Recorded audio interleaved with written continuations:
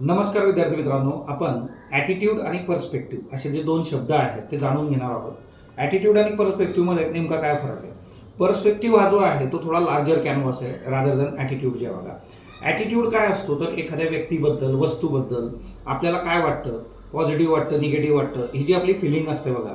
म्हणजे for example की जिलेबी मला आवडते की आवडत नाही, तर तो झाला ॲटिट्यूड जे आहे बघा.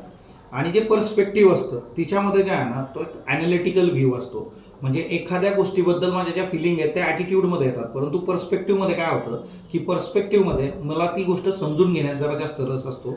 ॲनालिटिकल जे आहे अँगल तिच्यामध्ये असतात आणि तिच्यातून ती गोष्ट आपण समजून घेतो की मी त्याच्याबद्दल काय विचार करतो, ती गोष्ट कशी आहे काय. म्हणजे फॉर एक्झाम्पल आता समजा कारलं आहे बघा, तर कळू कारलं जे आहे बऱ्याच लोकांचा जो आहे की ॲटिट्यूड की नाही मला हे आवडत नाही.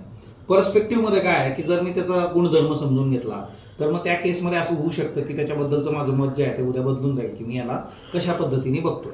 म्हणजे आता आपण जर सिव्हिल सर्व्हिसचा विचार केला तर सिव्हिल सर्व्हिसमध्ये एखादा सिव्हिल सर्वंट आहे, त्याच्याकडे एखादी तक्रार येते बघा, तर त्याला असं वाटू शकतं की ही तक्रार जी आहे रोजच लोक करतात, हे बर्डन वाटू शकतं. ही जी पहिली फिलिंग किंवा तुमची जी रिॲक्शन असते तो ॲटिट्यूड असतो बघा तुमचा, की तक्रारीबद्दल तुम्ही निगेटिव्ह अँगलनी बघणं. पण याचा जर तुम्ही नीट विचार केला ॲनालिटिकल अँगलनी जे आहे अंडरस्टँडिंगनी केला तर तिच्यातून तुम्हाला एक प्रकारचा तो रिस्पॉन्स असतो.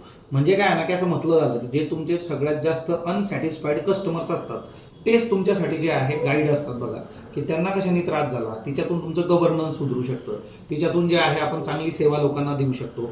हा अँगल जो आहे तो पर्स्पेक्टिव्हचा अँगल असतो बघा.